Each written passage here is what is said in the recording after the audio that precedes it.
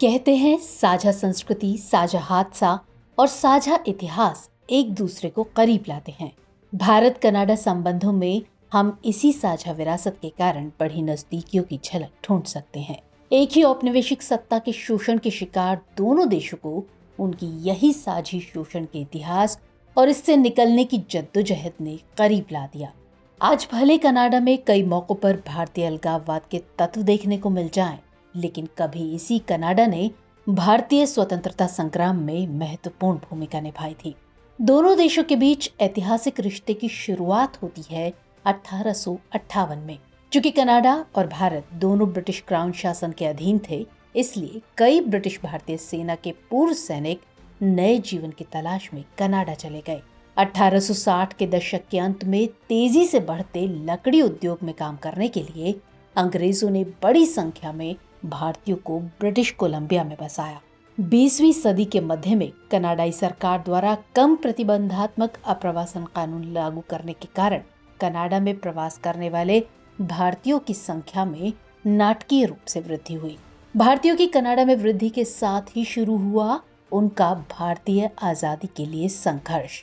1913 में गदर पार्टी की स्थापना भले सैन फ्रांसिस्को कैलिफोर्निया में हुई थी, लेकिन इसके सदस्यों की एक बड़ी संख्या कनाडा के पंजाबी सिख अप्रवासियों की थी।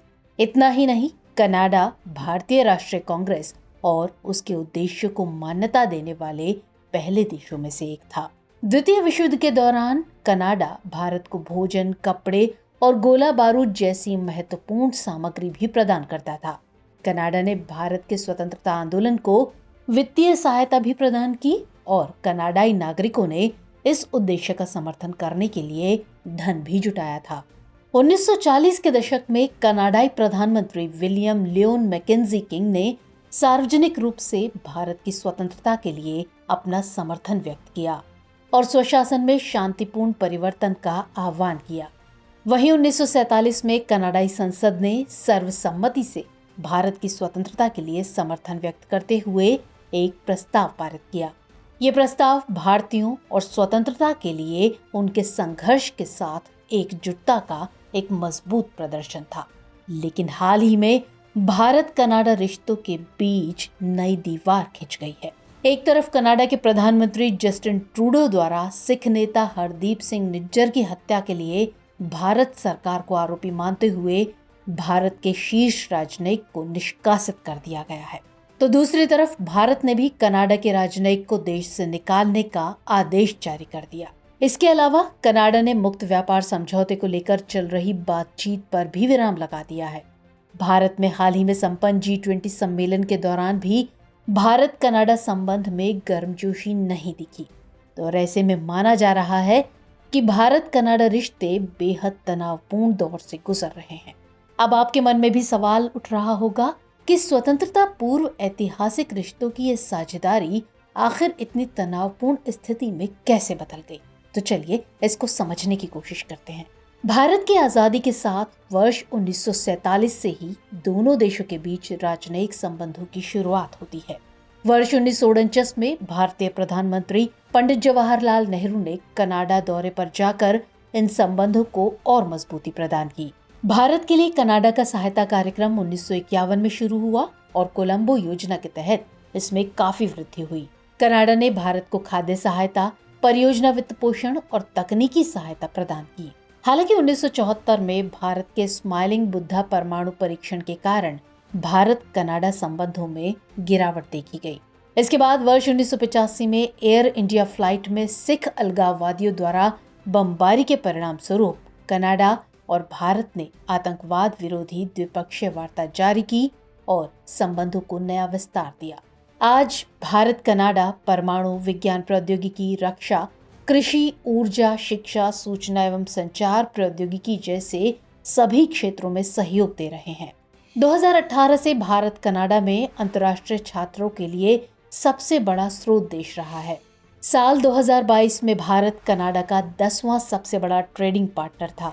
वहीं भारत में आज लगभग 600 कनाडाई कंपनियां काम कर रही हैं। कनाडा भारतीय मूल के लोगों का सबसे बड़ा ठिकाना है। यहाँ लगभग 4% कनाडाई भारतीय मूल के हैं। वहीं 2021 की जनगणना के मुताबिक कनाडा में 7,70,000 सिख हैं। यानी दूसरे शब्दों में कहें तो कनाडा में सिखों की एक बड़ी आबादी रहती है। कहते हैं 1897 में महारानी विक्टोरिया ने ब्रिटिश भारतीय सैनिकों की एक टुकड़ी को डायमंड जुबली सेलिब्रेशन में शामिल होने के लिए लंदन आमंत्रित किया था। तब घुड़सवार सैनिकों का एक दल भारत की महारानी के साथ ब्रिटिश कोलंबिया के रास्ते में था और इन्हीं सैनिकों में से एक थे रिसालेदार मेजर केसर सिंह। दरअसल रिसालेदार कनाडा में शिफ्ट होने वाले पहले सिख थे और भारत से सिखों के कनाडा जाने का सिलसिला यहीं से शुरू हुआ। हालांकि बाद में 1914 के कोमागाटा मारू प्रकरण द्वारा सिखों को कनाडा से जबरन भारत भेजने की कोशिश की गई थी, जिसमें कम से कम 19 लोगों की मौत हो गई थी। आगे चलकर 2016 में कनाडाई प्रधानमंत्री जस्टिन ट्रूडो ने हाउस ऑफ कॉमन्स में इस घटना की माफी भी मांगी थी। 1960 के दशक में कनाडा में लिबरल पार्टी की सरकार बनी तो ये सिखों के लिए भी ऐतिहासिक साबित हुआ। कनाडा की संघीय सरकार ने प्रवासी नियमों में बदलाव किए और विविधता को स्वीकार करने के लिए दरवाजे खोल दिए। इसका असर ये हुआ कि भारतीय मूल के लोगों की आबादी में तेजी से बढ़ोतरी हुई। आज कनाडा में पंजाबी तीसरी सबसे लोकप्रिय भाषा है, तो वहीं कनाडा की कुल आबादी में 1.3% लोग पंजाबी समझते और बोलते हैं। इतना ही नहीं, 2019 में कनाडा में संपन्न चुनाव में 15 से भी अधिक सिख नेता चुनकर कनाडाई संसद पहुंचे थे।